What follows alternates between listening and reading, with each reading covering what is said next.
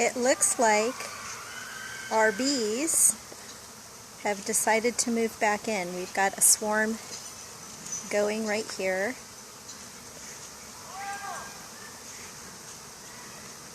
The big mouth next door closes his mouth. We could probably hear the bees, but I don't know if that video's picking it up or not.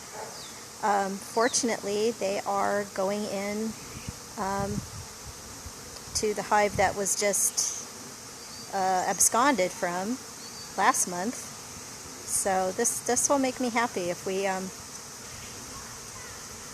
don't have to buy a nuke. This would be fantastic. So very happy. Thank you, Lord,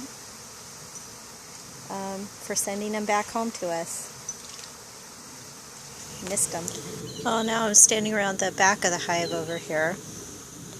Kind of wished we'd cleaned this up while they were gone now. It's going to be kind of a pain to do it now that they're back, but I'm so happy to see them.